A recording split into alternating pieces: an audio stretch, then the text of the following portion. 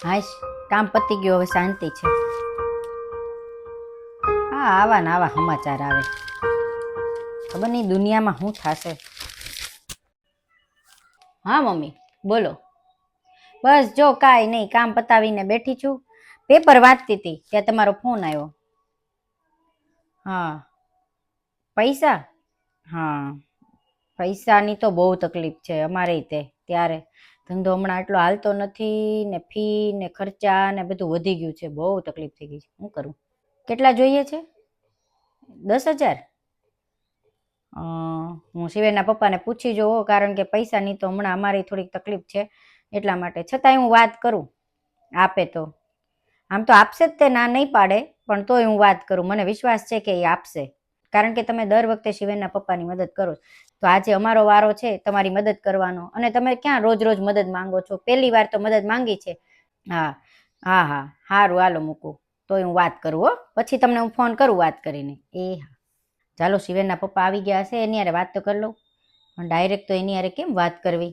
નહીંતર એને એમ થશે કે આખો દિવસ પૈસા જ માંગે છે, ધંધોય હાલતો નથી ને, કેમ કરવું? કંઈક વિચારવું તો પડશે જ તે. ચાલો, પૈસાની વાત કરું, પણ ના પાડશે તો હું શું કરીશ? લાગતું નથી કે ના પાડે, વાત તો કરી જોઈએ. ચાલો, મને લાગે છે કે શિવેનના પપ્પા નાવા ગયા લાગે છે. હમણાં નાઈને બહાર નીકળે ને એટલે એને વાત કરું કે પૈસા થોડા ઘણા હોય ને તો આપે, તો જેથી કરીને મમ્મીની મદદ થઈ જાય. અરે સાંભળો, તમે નાઈ લીધું? હા, તો તમારો નાસ્તો નહીં તૈયાર છે, પણ મારે તમારી યાર એક વાત કરવી છે. તમે ખોટું ન લગાડો તો એક વાત કહું.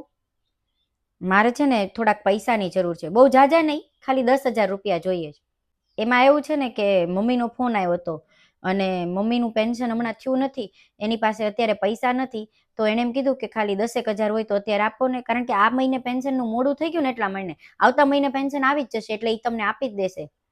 અને તમને તો ખબર છે કે મારો ભાઈ કાંઈ નોકરી એટલી બધી કરતો નથી, કારણ કે એ હજી ભણે છે, હજી નાનો છે. પૈસા નથી? સારું, કાંઈ વાંધો નહીં. પણ એક વાત કહું, ખોટું ન લગાડતા. પૈસા તમારી પાસે નથી કારણ કે મારા મમ્મીને દેવાના છે, એટલા માટે. પણ એમ નહીં, બા દાદા જે છે એ ગામડે રહે છે, અને ત્યાં તો જમીન, ખેતર, વાડી ઘણું બધું છે, અને દર વર્ષે એટલું અનાજ ઉગે છે, અને દર વર્ષે એમાંથી એને ઘણા પૈસા મળે છે. એને કોઈ દિવસ પૈસાની જરૂર નથી હોતી. છતાંય તમે તો દર મહિને પૈસા મોકલો જ ને. તમે તો એમ કહો છો કે ધંધો હાલતો નથી, મારી પાસે પૈસા નથી. તો તમે કેવી રીતના મમ્મીને એને પૈસા મોકલો છો ગામડે? અને એ તો કોઈ દી માંગતાય નથી, છતાંય તમે પૈસા મોકલો છો. હા, મને ખબર છે કે તમે એક દીકરા છો, એટલે દીકરા તરીકેની ફરજ નિભાવો છો.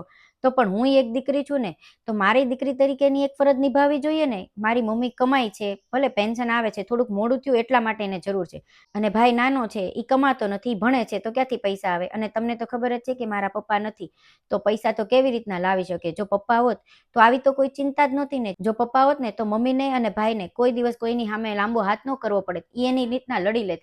જેમ તમે છો, તો શિવેનને પણ જરાય ચિંતા નથી ને કે શિવેન ઉપર ક્યારેય મુસીબત આવશે, ક્યારેય તકલીફ પડશે, ક્યારે પણ એને પૈસાની જરૂર પડશે, તો તમે કોઈ દિવસ ના નહીં પાડો. અને તમે એક સારા પિતા નહીં, એક સારા દીકરા પણ છો, કારણ કે દર મહિને તમે માતા પિતાને પૈસા ગામડે મોકલો છો. પણ કદાચ મારી ભૂલ છે કે હું એક સારી દીકરી નથી, પણ કાંઈ વાંધો નહીં. આપ તમારી પાસે પૈસા નથી કે તમારે નથી દેવા, એ તો મને નથી ખબર, પણ હું પણ એક સારી દીકરી તરીકેની ફરજ હું નિભાવવા માંગુ છું. શું કહો છો તમે? હા, વાત તો તમારી સાચી છે કે હું કાંઈ ભણી ગણી નથી, કાંઈ નોકરી ધંધો કાંઈ કરતી નથી, આખો દી ઘરમાં રહું છું. અને તમે કહો છો એ વાત સાચી છે કે ઘરમાં કામ શું હોય છે? આખો દી 2-4 વાસણ ઉટકવાના, કચરા પોતું કરવાનું, 2-4 કપડાં ધોઈને સુકવવાના, અને 2 ટાઈમની રસોઈ કરવાની. આનાથી વધારે કાંઈ કામ નથી હોતું. વાત તો સાચી છે. અને એ કામ માટે મને કાંઈ મળતું તો છે નહીં, એટલે એ વાત તો સાચી છે. અને હું બીજું કાંઈ કમાતી નથી કે જેથી કરીને પૈસા લાવી શકું. તમે કીધું એ બરોબર છે કે હું કાંઈ કરતી નથી, હું હાવ નવરી જોઉં છું, આખો દિવસ ઘરમાં નવરી જ બેઠી હોઉં છું. હા, જો અહીંયા છું, હું કપડાં સૂકવું છું, અહીંયા આવી જાઓ. હા, બોલો. ટિફિન? આજ મેં ટિફિન નથી બનાવ્યું તમારું.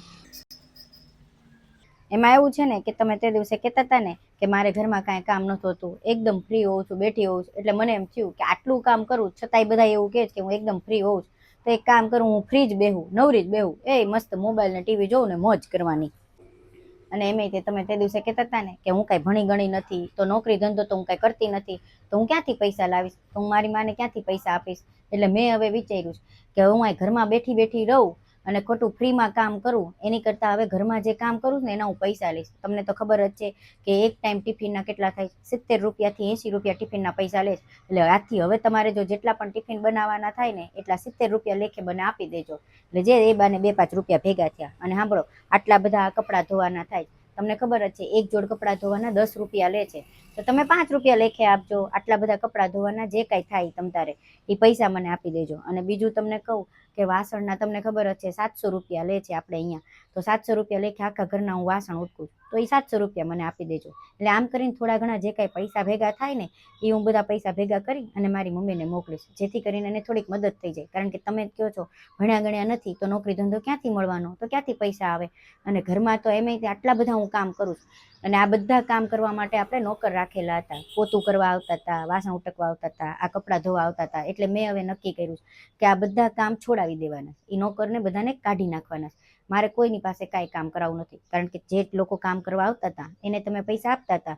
તો હવે એવું નક્કી કર્યું મેં કે હું એમ ફ્રી જોઉં છું, તો એ બધા કામ હું કરીશ. તો એ બાને તમે મને પૈસા આપજો, જે મારી પાસે પૈસા ભેગા થયા અને એ બાને મારી મમ્મીની મદદ થઈ જશે. અને બાકી હું ઘરમાં કામ કરીશ, તમને એવું લાગશે નહીં કે હું ફ્રી છું. બરાબર ને? કાંઈ નહીં, જો ફ્રી બેહીને મોબાઈલ કરું છું. શું થયું, તમે કેમ સોરી કહો છો? તમારે સોરી કહેવાની કોઈ જરૂરત નથી. મને ખબર જ છે કે હું શું કરું છું, અને મને એ ખબર છે કે હું જે કરું છું એ ખોટું કરું છું. અને આ 2 દિવસથી હું જે નાટક કરતી હતી ને કે કામ નહીં કરવાનું, પૈસા થશે, મને ખબર છે એ ખોટું કરતી હતી. અને મારે એવા કોઈ પૈસા જોતા પણ નથી, કારણ કે આ મારો પરિવાર છે અને પરિવાર માટે તો હું ગમે તે કરી શકું એમ છું. તો આ વાતથી હું તમને એક સબક શીખવાડવા માંગતી હતી, તમને અહેસાસ કરાવવા માંગતી હતી કે તમે પણ એક પરિવારના જ છો. જેમ હું આ પરિવારમાં આવી અને અહીંયા હળીમળીને રહું છું, તમે પણ એક પરિવારના જમાઈ છો. તો તમે એ જમાઈ તરીકેની ફરજ કેમ નથી નિભાવતા? શું એક જમાઈ દીકરો ન બની શકે? એની માને થોડીક મદદ ન કરી શકે? એટલા માટે. બાકી મારાથી કાંઈ ભૂલ થઈ હોય તો મને માફ કરી દેજો.